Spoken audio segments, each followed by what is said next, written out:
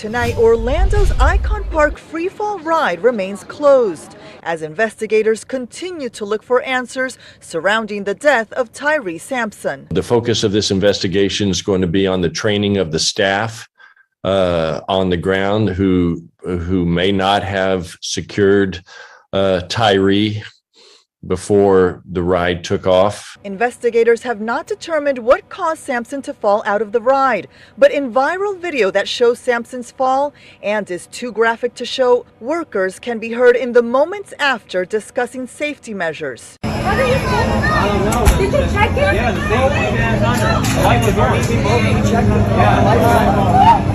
You guys are sure you checked it? Yeah, the light was on. Attorney Bob Hilliard, who is representing the family, spoke with us about the legal actions being taken to find who is responsible for the death of the 14-year-old boy. The investigation is also going to include the design of the ride itself. There absolutely should be no way a ride can leave the ground if there is any indication that any one of the passengers is not secured. The company that operates this ride says workers are responsible for checking lights on the restraint system to ensure they are properly secured. The ride will not ascend unless those harnesses are locked in. And, again, so there were no indications that there was anything different. My first reaction, it felt like a dream. We spoke with Montrey Williams, one of the witnesses from Thursday night. He says he was standing in front of the ride the night of Tyre's death and noticed the red flags. Nobody walked around to see if everybody was securely, locked in. And there has to be redundancies. It has to be more than a 16-year-old minimum wage kid walking around checking whether or not your harness worked. It's still the worst day of my life. It ain't gonna stop. Tears fill his eyes. He's seemingly at a loss for words. Yeah, it's a nightmare. Yarnell Sampson says he's living a nightmare that shattered his world. I want to know what happened to my son. His 14-year-old son, Tyre Sampson, died after falling from a ride at an amusement park in Orlando Thursday night. He changed my life. Gave me something to live for. That was the best thing God could have gave me.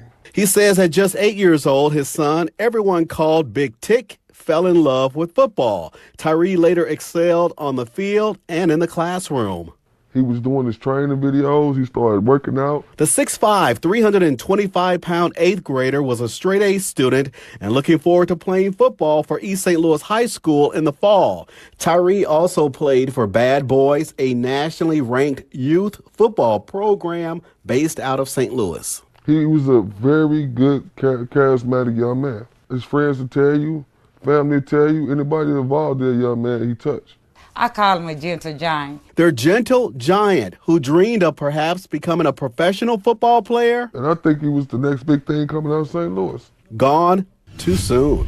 A lot of changes have been happening down on the St. Mary's Strip for the past year, most of it in the form of construction, along with a cosmetic change or two. I anticipate the streets to be a lot calmer and quieter. Another big change is coming, and it all starts Thursday night. All the residential streets that feed into St. Mary's Street will be blocked off. San Antonio police will be barricading the streets from 7 in the evening until 2 in the morning. They'll be up Thursday through Sunday for a trial run. We've been pretty supportive of anything that lessens congestion and increases the likelihood that everybody's happy in the neighborhood. Most of the business owners are on board with the idea. As long as we keep it fun and safe, I think it shouldn't affect us too bad. Construction in the area has been an inconvenience for both business owners and neighbors. The long-term effect and impact of these improvements is going to be good for the whole neighborhood. We have a lot of gunshots in the neighborhood that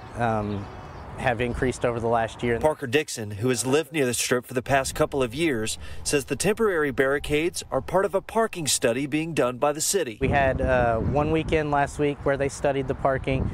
They're going to continue studying the parking this weekend and see how the barricades affected the parking. Dixon hopes those visiting the Strip will consider other options to get there. We want to encourage rideshare because it just makes everything safer for everyone. And again, just want to stress these barricades are going to be temporary just for this weekend. And I'm told SAPD Chief William McManus will be sharing more details about what the plan is for down here on the Strip tomorrow afternoon. We'll pass along the details of what he says tomorrow. I also reached out to a city leader to find out an update about when all this construction could wrap up, but I haven't heard back.